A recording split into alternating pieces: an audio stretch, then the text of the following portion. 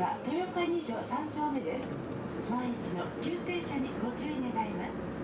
バスのご乗車にカードをご利用ください。無駄にが不要になり、運賃の支払いが簡単なカードをご利用ください。豊岡2条3丁目、旭川恵みキリスト教会前です。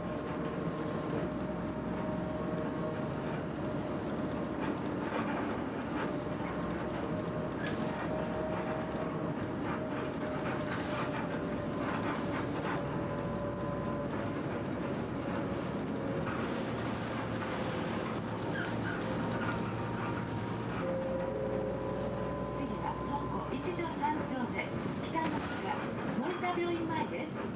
東湖1条3丁目です。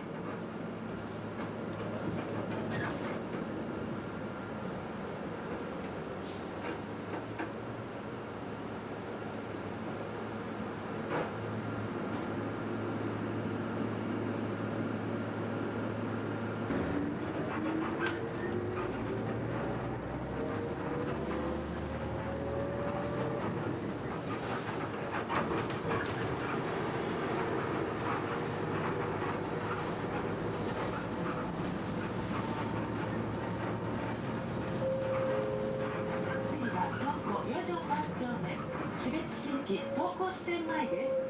お降りの方はお知らせください。東湖4条3丁目、佐藤外科前です。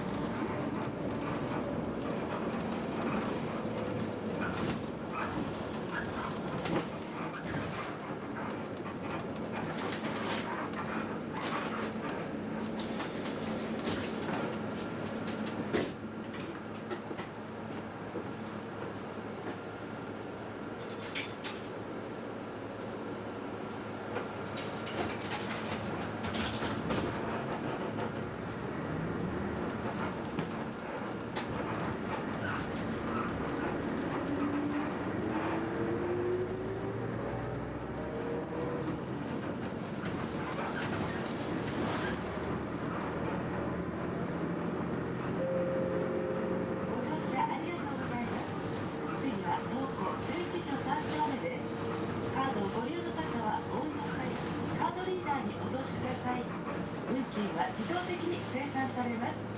東湖11条3丁目、江戸前寿司日本そばの都前です。山田歯科クリニックはここでお降りください。